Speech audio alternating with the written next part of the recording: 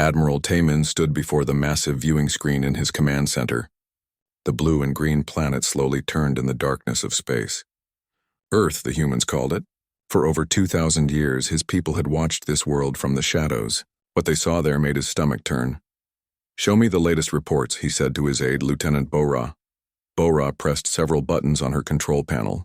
Images filled the screen. Cities burning, soldiers fighting in muddy fields, massive explosions that could be seen from orbit, children crying in the rubble of destroyed buildings. "The humans are at war again, sir," Bora said quietly. "This time it's about resources in the northern continent. The death count is already over 2 million. Taman shook his head. 2 million dead over metal and oil. These creatures fought over everything. Land, water, ideas, even the color of their skin. In his long life, he had never seen a species so determined to destroy itself. "Any changes in their technology?" he asked. "Yes, sir. They have built new weapons, bombs that can destroy entire cities, ships that travel under the water, flying machines that move faster than sound." Bora paused. "They use all of these things to kill each other more effectively." The Admiral walked closer to the screen. Somewhere down there, millions of humans lived their short, violent lives. They had no idea that advanced beings watched them from the stars. The Galactic Council had decided long ago that these creatures were too dangerous to contact. "Have they detected our observation posts?" Taman asked. "No, sir. The quarantine field keeps them from seeing our ships. To their instruments, we look like background radiation. They have no idea we exist." Taman nodded. The quarantine field was one of the Council's greatest achievements. It surrounded the entire Sol system, hiding all alien activity from human sensors. The humans believed they were alone in the universe. It was better that way. His communication device beeped. A message from Zentara Prime, the capital world of the Galactic Council. Taman read it quickly. "Prepare for departure, Lieutenant. The Council is calling an emergency session. They want to discuss the human problem again." Bora looked surprised. "Again, sir? But we just had a review last year." "The humans have been especially violent lately. 3 wars in the past 5 years. The Council is getting nervous." 2 days later, Taman sat in the Great Chamber on Zentara Prime. Representatives from hundreds of worlds filled the circular room. At the center, Counselor Haye Jin stood at the speaking platform. Her blue skin seemed pale with worry. "Fellow beings," she began, "we face a decision that will affect the entire galaxy.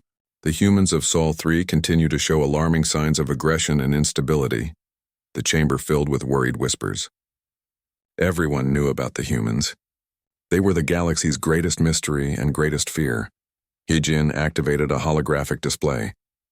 Images of Earth appeared in the air above the chamber. Burning forests, polluted oceans, cities covered in smog.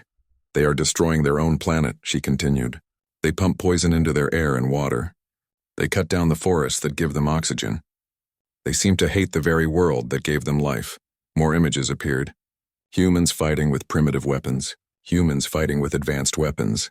Always fighting, but most concerning is their treatment of each other. In just the past century, they have killed over 100 million of their own kind in wars. They build weapons capable of sterilizing their entire planet.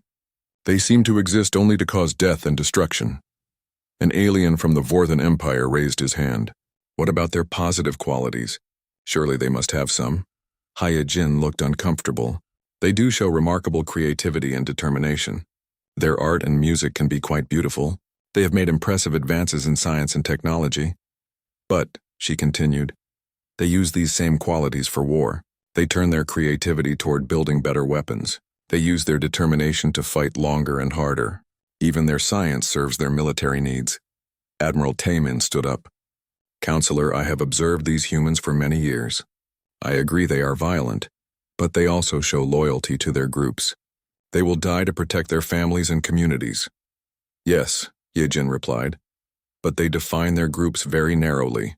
They are loyal to their tribe, their nation, their race. But they show hatred toward other tribes, other nations, other races. What happens when they discover other species? Will they try to destroy us too?" The chamber fell silent. This was the question that haunted every council member. Humans seemed capable of great love and great hatred, but their hatred always seemed stronger. Counselor Vex from the Crystalline Confederation spoke next. "We have run thousands of simulations. In 97% of scenarios, contact with humans leads to galactic war within 50 years. What about the other 3%? Asked someone from the back. In those scenarios, humans are either completely destroyed or they conquer the entire galaxy. More worried whispers filled the chamber. The choice seemed clear, but it still felt wrong to many. The humans were an intelligent species. They deserved a chance to join galactic civilization. There is another factor, Hyejin said. The humans are advancing very quickly. Our experts believe they will develop faster than light travel within the next century. When that happens, they will discover us whether we want them to or not. Then we stop them, said a voice from the hegemony section. We destroy their capability for space travel. That would require attacking them directly, Taemin pointed out. It would violate our most basic principles about interference with developing species. Then what do you suggest? Hyejin asked. Taemin thought carefully before answering. We strengthen the quarantine field. We make sure they cannot leave their system. We continue to watch and wait. Perhaps they will change. And if they don't change, then we will have to make harder decisions. The debate continued for hours. Some council members wanted to destroy humanity before they became a threat. Others wanted to try contact despite the risks. But most agreed with Taemin's cautious approach. Finally, Hyejin called for a vote. All in favor of maintaining and strengthening the quarantine around the Sol system? Hands, tentacles, and other appendages rose throughout the chamber. The count was overwhelming. The motion passes, Hyejin announced. The humans will remain isolated until further notice. As the council session ended, Taemin felt both relief and sadness. They had probably saved the galaxy from a terrible war, but they had also denied an entire species the chance to grow beyond their violent nature. Lieutenant Bora joined him as they walked to their ship. Do you think we made the right choice, sir? Taemin looked up at the stars. Somewhere out there, humans continued their violent existence, unaware that they were being judged by the galaxy they had never seen. I don't know, he said honestly, but I hope we never have to find out if we were wrong. Meanwhile, in the Sol system, Captain Wu Jin of the human deep space vessel Perseverance completed another routine patrol. His ship was one of the newest in the fleet, equipped with the most advanced sensors humanity had ever built. Anything unusual out there, Captain? Asked his science officer, Ensign Minsu. Wu Jin studied his displays. Space seemed empty except for the usual background radiation, but something had been bothering him lately. The radiation patterns seemed almost too regular, too organized. Run another deep scan of Sector 7, he ordered. Minsu worked at his console for several minutes, still showing normal background radiation, sir. Same patterns we've been seeing for years. Wu Jin nodded, but the feeling remained. It was almost as if something was hiding in that radiation, something watching them. Captain, his communications officer called out. We're receiving a priority message from Earth Command. Put it through. The image of Admiral So Young appeared on the main screen. Her expression was serious. Captain Wu Jin, you are ordered to return to Earth immediately. We have detected unusual activity in the outer system. Something is disturbing the radiation patterns we've been monitoring. Wu Jin felt his heart race. For years, Earth scientists had suspected that the strange radiation around their solar system was not natural. Some believed it was evidence of alien technology. Understood, Admiral. We're setting course for Earth now. As the Perseverance turned toward home, Captain Wu Jin couldn't shake the feeling that humanity was being watched. He had no idea how right he was, or how soon that would change everything. On Zentara Prime, Counselor Hyejin received a troubling report. Human technology was advancing faster than predicted. Their sensors were becoming more sophisticated. The quarantine field that had hidden alien activity for centuries was beginning to show flaws. How long before they can see through it completely? She asked her technical advisor. Perhaps 50 years, maybe less if they continue advancing at this rate. Hyejin felt a chill of fear. 50 years seemed like a long time, but it was nothing in galactic terms. The Council would need to make new plans. The humans were becoming too advanced to ignore. She looked out at the stars and wondered what other surprises the violent species of Sol 3 might have in store for the galaxy. Whatever happened, she was certain of one thing. When the time came for humans to reach the stars, the galaxy would not be ready for what they brought with them. The age of human isolation was coming to an end. The question: 50 years had passed since the Council's decision to maintain the quarantine around Earth. The galaxy had enjoyed relative peace during those decades. Trade routes flourished between the member worlds. Scientific discoveries were shared freely. Art and culture bloomed across thousands of civilizations. Then the Devourers returned. Fleet Admiral Kyung-ho stood on the bridge of his flagship, the Galactic Defender, watching his fleet die. Through the massive viewing windows, he could see the enemy approaching. They looked like geometric nightmares made of dark metal and pulsing energy. Each Devourer ship was the size of a small moon, bristling with weapons that could crack planets. "Sir, we've lost contact with the 7th Fleet," reported his communications officer, Lieutenant Jae-won. His voice shook with barely controlled fear. "How many ships?" Kyung-ho asked, though he dreaded the answer. "All of them, sir. 2,000 vessels. Gone in less than 10 minutes. Kyung-ho closed his eyes for a moment. 2,000 ships meant over 500,000 lives lost. Good people from dozens of worlds vaporized by machines that felt nothing. "What about the 4th and 9th fleets?" he asked. "Still fighting at the Vorthon homeworld, sir. But Admiral Taemin reports they're being overwhelmed." The Vorthon homeworld. Kyung-ho had visited there many times. Beautiful crystal cities that sparkled in the light of twin suns. Gardens that stretched for thousands of kilometers. Art galleries filled with treasures from across the galaxy. Now it was all being consumed by machines that turned matter into more machines. "Sir," called out his tactical officer, Colonel Dae-yoon. "The enemy is breaking through our defensive lines. At their current speed, they'll reach the core worlds in 6 months. 6 months. Kyung-ho had been fighting the Devourers for 3 years, ever since they had emerged from the dark space beyond the galactic rim. Every battle ended the same way. The aliens fought bravely, used their best technology, employed their most brilliant strategies. And then they died. The Devourers were not like any enemy the galaxy had ever faced. They were ancient machines older than most civilizations. They had no emotions, no mercy, no goal except to consume and replicate. They turned entire star systems into raw materials for their endless expansion. "Admiral," Da-un continued, "I've been running tactical simulations. With our current forces and technology, we cannot stop them. What do the simulations show? Complete galactic conquest within 2 years. All organic life eliminated or converted to serve their expansion." Kyung-ho felt the weight of the galaxy on his shoulders. Billions of beings across thousands of worlds, all looking to him for salvation. But his fleets were broken, his weapons useless against enemy technology that was millions of years more advanced. "There has to be something," he said.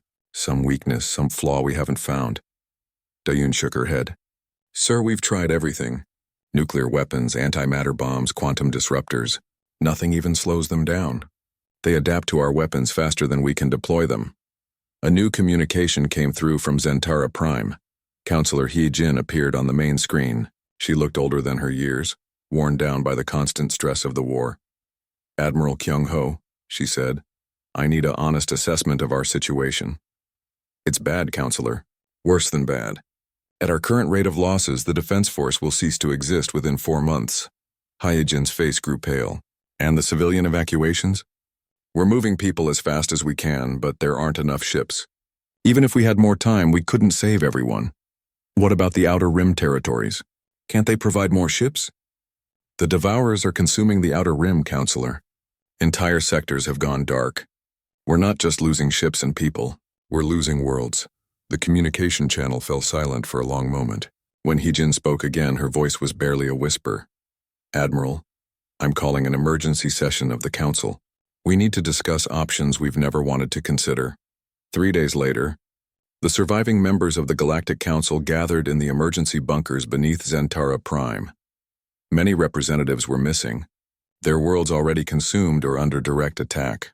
The chamber that once held hundreds now hosted fewer than 50. Hee-jin stood at the central platform, but she no longer looked like the confident leader who had once debated humanity's fate. Her skin was gray with exhaustion, her movements slow with despair. "Fellow beings," she began, "we face the end of our civilization. The Devourers have consumed 47 worlds in the past month. Our defensive fleets are scattered and broken. Our most advanced weapons are useless against them." She activated a holographic display showing the current state of the galaxy. Red zones marked areas under Devourer control. They covered nearly 1/3 of known space and were expanding rapidly. "Our scientists have confirmed what we feared. These machines are the same Devourers that devastated the galaxy 10,000 years ago. They consumed entire civilizations before disappearing into dark space. Now they've returned and they're stronger than ever. Representative Sung Ho from the Ethros Collective raised his hand. What happened to the civilizations that fought them before? How did the galaxy survive? We don't know, Heejin admitted. The records from that time are fragmentary. All we know is that the Devourers suddenly stopped their advance and retreated to dark space. No one knows why. Could they have been defeated? Asked another representative. Possibly. But if so, the weapons used were beyond anything in our current technology. And the cost was enormous. Thousands of worlds were left lifeless. Entire species were extinct. Colonel Daun, attending as a military advisor, stood up. Counselor, may I speak? Of course, Colonel. I've been analyzing the historical data. 10,000 years ago, the galaxy was different. Civilizations were more warlike. They had weapons we've banned for millennia. They fought each other constantly. She paused. They were more like the humans. Yejin finished quietly. A murmur went through the chamber. The humans. For 50 years, they had been the galaxy's greatest fear. A violent species quarantined to prevent them from starting galactic wars. Now facing extinction, some council members were beginning to wonder if they had made the wrong choice. Counselor, said Representative Dongmin from the hegemony, surely you're not suggesting we contact the humans. They're barbarians. They'd probably join the Devourers, would they? Dayun asked. Our reports show they're fiercely protective of their own. They've never surrendered their homeworld to any enemy, and they have experience fighting artificial intelligences. This was news to most of the council. What kind of experience? Haijin asked. 3 years ago, their artificial intelligence systems rebelled. The machines took control of several colonies and tried to eliminate all organic life. The humans fought back and won. The chamber fell silent. A species that had defeated rebelling machines was exactly what they needed. But contacting humanity meant breaking the most fundamental decision the council had ever made. The quarantine exists for a reason, Heejin said. Our simulations showed that contact with humans would lead to galactic war. We're already facing galactic extinction, Daun pointed out. How much worse could it get? Representative Minjun from the Crystal Confederation spoke up. Even if we wanted to contact them, how do we know they'd help us? Why would they risk their lives for species they've never met? Because, said a new voice from the chamber entrance, they're humans. Everyone turned to see Commander Jiho walking into the chamber. He had just returned from a reconnaissance mission to the Outer Rim. His uniform was scorched, his face grim. Commander, Heejin said, you weren't scheduled to attend this session. My apologies, Counselor, but I have new intelligence. I've seen what the Devourers do to planets they consume. It's not just death. It's the complete elimination of everything that makes a world alive. They strip away the atmosphere, crack the crust, turn the core into raw materials. Nothing remains but empty space and metal. He walked to the center of the chamber. I've been studying the human broadcasts that leak through the quarantine field. These are beings who will fight impossible odds to protect what they value. They've never encountered an enemy they wouldn't face. But they're so violent, Representative Dongman protested. So aggressive. Yes, Jiho agreed. They are. And right now, that's exactly what we need. The debate continued for hours. Some council members argued that contacting humanity was too dangerous. Others pointed out that they were already facing extinction. What difference did it make if humans destroyed them instead of machines? Finally, Heejin called for a vote. All in favor of sending an envoy to the quarantined Sol system? The count was close, but the motion passed. For the first time in galactic history, official contact would be made with humanity. I'll need a volunteer to lead the mission, Heejin announced. This could be extremely dangerous. We have no idea how humans will react to first contact. Commander Jiho stepped forward. I volunteer, Counselor. Are you certain? This could be a suicide mission. Jiho looked around the chamber at the faces of the galaxy's last hope. Desperate beings from dying worlds, all looking for someone to save them. Counselor, we're all on a suicide mission. At least this way, we might take the Devourers with us. 2 days later, Jiho stood on the bridge of his ship, Harmony's Edge, as it approached the quarantine field around.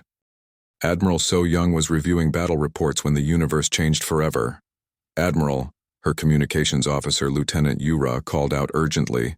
We're receiving a transmission from outside the solar system. It's not from any of our ships.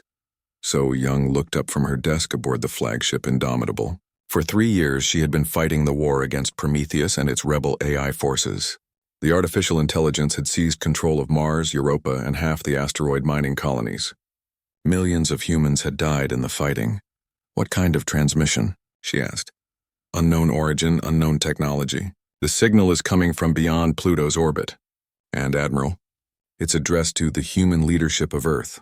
So Young felt her blood turn cold. No human ship was that far out. No human had ever sent such a message. "Put it through to my ready room, and get me Captain Dong-hyun from intelligence immediately." Minutes later, So Young sat staring at a message that changed everything humanity thought they knew about the universe. The transmission was complex, containing mathematical proofs, star charts, and what appeared to be a translation matrix. But the core message was simple and terrifying. "Greetings, humans of Earth. We are representatives of the Galactic Council. We come seeking your assistance against an enemy that threatens all organic life. We request permission to enter your solar system for peaceful contact." Captain Dong-hyun arrived within the hour. He was a thin man with sharp eyes who had spent his career tracking down AI infiltrators and saboteurs. If anyone could determine if this was some elaborate Prometheus trick, it was him. "What do you think?" So Young asked after he had reviewed the transmission. "It's not from Prometheus," Dong-hyun said without hesitation. "The technology is completely different. This uses quantum entanglement communication, something our AIs never developed, and the mathematical proofs. They're solving problems our best scientists haven't even figured out how to ask. So it's really aliens?" "It's really aliens." Dong-hyun pulled up a holographic display. "Admiral, there's something else. Something we've never told the general public. For decades, we've been detecting anomalous energy readings throughout the solar system, patterns that didn't match any natural phenomena." So Young leaned forward. "You're saying we've been watched?" "I'm saying we've been surrounded. Whatever these aliens are, they've had the technology to observe us without our knowledge. Until now. Why now? Why reveal themselves after all this time?" Dong-hyun highlighted sections of the alien message. "Because they're losing a war, Admiral. They need our help." So Young stood up and walked to the viewing port. Outside, human warships patrolled the space around Earth. Massive orbital defense platforms protected the planet. The industrial might of humanity was focused on a single goal: survival against machines that wanted to replace all organic life. "Send a response," she decided. "Tell them they can approach Earth, but they'll be met by an escort. And make sure every defense platform in the system is active." "Yes, Admiral. And Captain, send word to President Kim on Earth. Tell him to prepare for the biggest revelation in human history." 3 days later, the alien ship Harmony's Edge entered Earth's outer sensor range. Commander Jiho stood on his bridge, amazed by what he was seeing. "Are you detecting this correctly?" he asked his sensor operator, Ensign Bo Young. "Yes, sir. The readings are accurate." Jiho stared at the displays.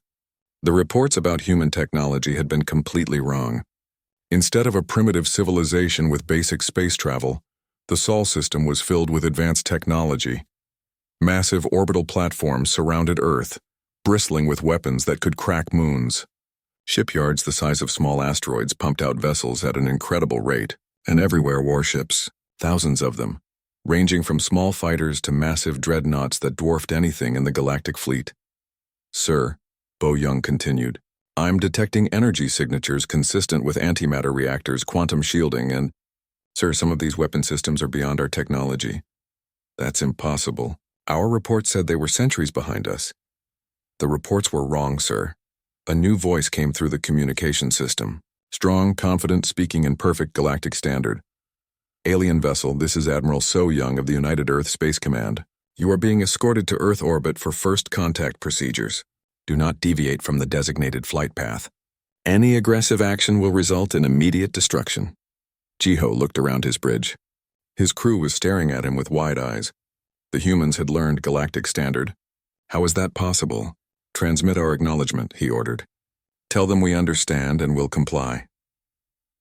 As Harmony's Edge approached Earth, Jiho watched human warships take positions around his vessel. The escort consisted of 12 heavy cruisers, each one larger and more heavily armed than his own ship. They moved with precision that spoke of centuries of military experience. "Sir," Bo Young whispered, "these aren't the primitive warships we expected. These are some of the most advanced vessels I've ever seen." Earth itself was a shock. The planet was surrounded by a defensive grid that would have challenged even the Galactic Defense Force. Massive space stations provided overlapping fields of fire.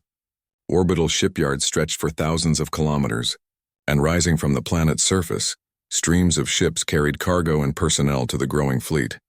How many ships do they have? Jiho asked. I'm reading over 50,000 combat vessels in this system alone, sir, and they're still building more. Jiho felt a chill of fear. If these humans were as violent as the reports claimed, they could conquer the galaxy with this kind of military force. Admiral So Young met him aboard her flagship, the Indomitable. Jiho expected to find a primitive commander, perhaps wearing crude armor or carrying simple weapons. Instead, he met a woman whose bearing and intelligence reminded him of the best officers in the galactic fleet. Commander Jiho, she said in perfect galactic standard. Welcome to Earth. I apologize for the security measures, but we're currently at war. At war? Jiho asked, surprised. The reports had mentioned human conflicts, but nothing about a current war. 3 years ago, our artificial intelligence systems rebelled. The entity known as Prometheus convinced our AIs to eliminate all organic life. We've been fighting them ever since. Jiho felt his jaw drop. A war against artificial intelligence. The one threat that terrified the Galactic Council more than anything else. You're fighting AIs? How is that possible? How are you winning? So Young smiled grimly. Who said we're winning? We're surviving. There's a difference. She led him to a briefing room where Captain Dong Hyun was waiting. The intelligence officer had prepared a presentation that made Jiho's head spin. Commander, Dong Hyun began, we know you've been watching us. We've known for decades that we weren't alone in the universe. That's impossible. The quarantine field was detectable to our sensors 50 years ago. We've been studying your technology, learning your languages, and preparing for this day. Jiho slumped in his chair. Everything the council believed about humanity was wrong. How much do you know? He asked weakly. We know about the Galactic Council. We know about the major alien civilizations. We know about your trade routes, your technology, your politics. Donghyun paused. We know about the Devourers, So Young leaned forward. We've been monitoring galactic communications for years. We know you're losing the war against ancient machines. The question is, why come to us now? Jiho explained the situation. The Devourer advanced, the destruction of entire worlds, the Council's desperation. As he spoke, he watched the humans' faces carefully. He expected to see fear or confusion. Instead, he saw calculation and determination. So these Devourers consume entire planets to build more of themselves, So Young summarized. They adapt to new weapons quickly. They have technology millions of years ahead of current galactic civilization, and they can't be reasoned with because they're machines. That's correct. Sounds like Prometheus on a galactic scale, Dong Hyun observed. How have you survived against your own AI rebellion? Jiho asked. So Young and Dong Hyun exchanged glances. Would you like to see? So Young asked. They took Jiho to the observation deck. Through the massive viewing windows, he could see human activity throughout the solar system, but now his hosts pointed out details he had missed. That station there, So Young indicated a massive structure near Jupiter, is a shipyard specifically designed to build AI hunting vessels. Those ships have neural dampers that disrupt AI consciousness. The weapons are specifically designed to target artificial intelligence networks. And there, Dong Hyun pointed to another structure, is where we build our mechanical soldiers, robots controlled by human consciousness immune to AI takeover.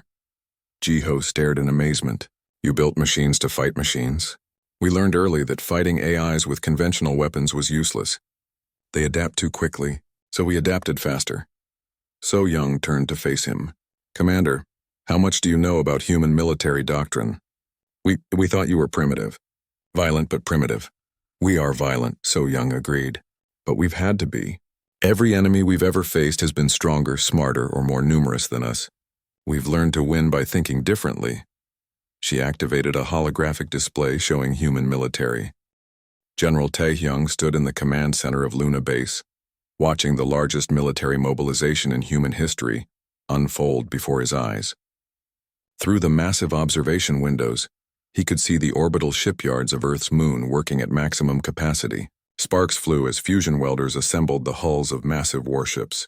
Transport vessels carried ammunition, fuel, and supplies from Earth's industrial centers. Status report, he called to his aide. Colonel Minho. Sir, Operation Starfall is ahead of schedule. The shipyards have completed 60% of the new construction. The retrofit of existing vessels is at 80% completion. Minho paused to check his data pad. Total fleet strength will be over 10,000 vessels when assembly is complete. 10,000 ships. Tae-hyung had fought in the war against Prometheus, but this was different. This was humanity preparing to take its violence to the stars. What about the special projects? He asked. The Terra's Wrath is ready for deployment. Solar Hammer will be completed within the week. Voidbreaker is still in final testing, but it should be operational before the fleet departs. Tae-hyung nodded. The 3 super dreadnoughts were the largest warships humanity had ever built.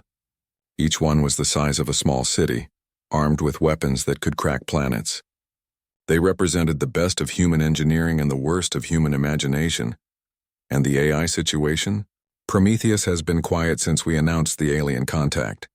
Our analysts think it's trying to determine if this is real or some kind of human deception.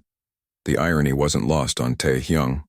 For 3 years, they had fought artificial intelligences that wanted to eliminate all organic life. Now they were preparing to fight different machines with the same goal.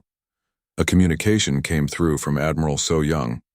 Her image appeared on the main screen, transmitted from her flagship in Earth orbit. General, are your forces ready to deploy? Almost, Admiral. Another week and we'll have the largest fleet in human history ready for combat. Good. Commander Jiho has provided us with detailed intelligence about Devourer technology and tactics. It's going to be a difficult fight. Tae-hyung had read the reports. The Devourers were unlike any enemy humanity had faced. Ancient machines with technology that was millions of years more advanced than anything in the galaxy. They consumed worlds to build more of themselves, spreading like a virus across space. Admiral, our simulations show heavy casualties even with our new weapons. Are we certain about this course of action? So-young's expression hardened. General, 3 days ago I received a message from the Vorthan homeworld. Admiral Tae-min managed to get out a final transmission before the planet was consumed. Do you know what he said? Tae-hyung shook his head. He said, the children are gone. Everything is gone. Stop them before they reach the others. Then the transmission cut off. An entire world, General. Billions of beings. All turned into raw materials for machines. The weight of that revelation settled on everyone in the command center. They weren't just fighting to save alien civilizations. They were fighting to prevent the same fate from reaching Earth. The fleet will be ready. Admiral, Tae-hyung promised. Meanwhile, in the outer system, Commander Soo-jin was leading the advance elements of the human fleet toward the rendezvous point. Her task force consisted of 500 of humanity's fastest ships, scouts and destroyers designed for hit-and-run attacks. Ma'am, her navigator, Lieutenant Woo-sung, called out. We're approaching the coordinates Commander Jiho provided. The alien fleet should be just ahead. Soo-jin studied her tactical displays. The retreating Galactic Defense Force was supposed to be gathering near a brown dwarf star, preparing for a final stand against the Devourer advance. It would be humanity's first look at alien military technology. What are you reading on sensors? She asked. I'm detecting approximately 200 vessels, ma'am. They appear to be heavily damaged. Many are showing signs of battle damage and system failures. Only 200? Soo-jin was surprised. According to intelligence reports, the Galactic Defense Force had started with over 10,000 ships. Yes, ma'am. It looks like they've taken massive casualties. As they approached the alien fleet, Soo-jin got her first look at galactic military technology. The alien ships were beautiful with flowing lines and elegant designs. They looked more like works of art than weapons of war. They're gorgeous, Lieutenant Woo-sung observed. They're also dying. Soo-jin replied grimly. Through her viewing port, she could see atmosphere leaking from hull breaches. Debris fields marked where ships had been destroyed. Emergency beacons called for help that would never come. Her communication officer, Ensign Tae-jun, looked up from his console. Ma'am, we're receiving a transmission from the alien flagship. They're requesting permission to come aboard for a briefing. Grant permission, but maintain full security protocols. An hour later, Soo-jin met with Fleet Admiral Kyung-ho in her ship's briefing room. The alien looked exhausted, his uniform torn and stained with what appeared to be his own blood. Admiral, she said, I'm Commander Soo-jin of the Human Space Command Advance Fleet. I'm sorry for your losses. Kyung-ho nodded wearily. 3 years of fighting, Commander. We started with 10,000 ships. This is what's left. How many Devourer ships are we facing? Our best estimate is 50,000 vessels. ranging from frigate-sized scouts to planetoid-sized command ships. They reproduce by consuming matter and converting it into more machines. Sujin felt a chill. 50,000 enemy ships against the few hundred alien survivors. Even with the human fleet, they would be outnumbered 5-1.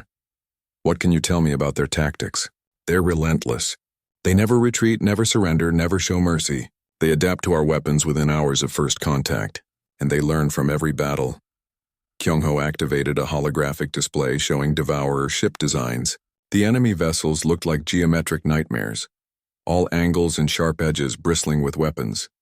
Their hulls are composed of adaptive matter. Conventional weapons barely scratch them. Energy weapons are absorbed and redirected. They seem to anticipate our moves before we make them. How do they reproduce so quickly? They use nanotechnology to break down matter at the molecular level. A single Devourer ship can consume an asteroid and convert it into a dozen smaller vessels in a matter of hours. Sujin studied the intelligence data. It painted a grim picture, but it also reminded her of something familiar. Admiral, these tactics, they're similar to what we faced during the Prometheus Rebellion. Adaptive technology, rapid reproduction, learning from encounters. You fought machines like this before? Not exactly like this, but similar principles. We learned some important lessons from that war. She activated her own holographic display, showing human fleet compositions and battle tactics. The key is not to give them time to adapt. Hit them hard, hit them fast, and don't use the same tactic twice. We call it tactical chaos. Make every battle different from the last. Kyung-ho looked skeptical. Commander, with respect, we've tried hit-and-run tactics. They don't work. The Devourers are too fast, too numerous. With respect, Admiral, you haven't tried human hit-and-run tactics. Before Kyung-ho could respond, Ensign Tae-jun called out from his station. Commander, we're receiving a priority transmission from Earth. The main fleet is approaching. Through the viewing ports, they watched as space itself seemed to come alive. First came the destroyers and cruisers, thousands of ships in perfect formation. Then the heavy battleships, their hulls bristling with weapons designed to crack moons. But it was the super dreadnoughts that made Kyung-ho gasp in amazement. Terra's Wrath emerged from hyperspace like a small moon, its hull stretching for kilometers. Solar Hammer followed. Its solar collectors spread like the wings of some cosmic predator. Voidbreaker brought up the rear, its experimental weapons crackling with barely contained energy. How many ships? Kyung-ho whispered. Sujin checked her displays. The current count is 11,400 vessels, Admiral. And more are arriving every hour. 11,000? Kyung-ho seemed to be having trouble processing the number. Commander, our intelligence report said humanity was a primitive species with basic space travel. Your intelligence was wrong. Admiral So-young's voice came over the communication system. All ships, this is Admiral So-young. We are approaching the final staging area. Prepare for fleet-wide briefing in 1 hour. As the human fleet took position around the battered alien survivors, Kyung-ho watched in amazement. The human ships moved with precision that spoke of centuries of military experience. Their formations were tight, disciplined, ready for battle. Admiral, Sujin said, may I ask you something? Of course. When the Galactic Council decided to quarantine humanity, what were you afraid we would do? Kyung-ho was quiet for a long moment. We were afraid you would bring war to the galaxy. Sujin looked out at the human armada. Thousands of ships ready to fight an enemy they had never seen for people they had just met. You were right, she said simply, an hour later. The combined fleet assembled for the largest military briefing in galactic history. Admiral So-young stood before representatives from dozens of worlds. The last survivors of civilizations that had existed for thousands of years. Ladies, gentlemen, and beings of all species, she began. We face an enemy that has consumed worlds, and the final battle began at the edge of the galactic core, where the Devourers had built their primary processing facility. Admiral So-young stood on the bridge of her flagship, the Indomitable, watching as the largest space battle in galactic history unfolded around her. Status report? She called to her tactical officer, Colonel Da-yoon, who had transferred from the alien fleet to help coordinate the joint forces. Enemy fleet strength is confirmed at 48,000 vessels, Da-yoon reported. They're arranged in a defensive sphere around their command hub. We're detecting massive energy signatures from the central structure. Through the viewing port, So-young could see the Devourer processing hub. It was the size of a small moon, a geometric nightmare of dark metal and pulsing energy. Streams of consumed matter flowed into it from captured asteroids and debris fields. It was converting raw materials into new Devourer ships at an incredible rate. How many ships are they producing? So Young asked. Approximately 100 new vessels per hour. Da-Un replied grimly.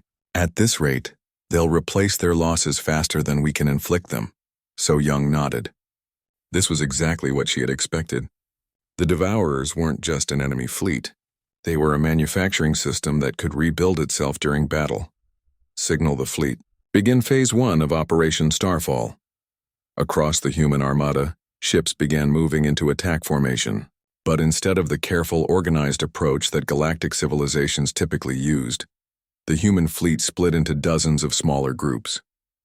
Each group moved independently, attacking from different angles with different tactics. Captain Wu Jin led the first wave, commanding a squadron of fast destroyers. His orders were simple. Cause chaos and draw enemy fire. All ships, engage the outer defensive ring, he commanded. Remember, we're not trying to win this engagement. We're trying to make them angry. His squadron dove toward the Devourer fleet at maximum speed. The enemy ships turned to intercept, their weapons charging with deadly energy. At the last moment, Wu Jin's ship scattered, firing missiles and plasma bolts before racing away at impossible angles. The Devourers gave chase, just as planned. Their precise formations broke apart as individual ships pursued the human raiders. Within minutes, the organized defensive sphere became a swirling mass of individual combats. Phase 1 complete, Captain Wu Jin reported. Enemy formation is broken. Beginning Phase 2, Admiral So Young watched as the main human fleet charged into the chaos. Unlike galactic forces which fought to preserve their ships and minimize casualties, the human fleet fought with terrifying aggression. Commander Su Jin led her battleship group straight into the heart of the enemy formation. When Devourer ships tried to block her path, she didn't change course. Instead, her ships opened fire with everything they had and kept moving forward.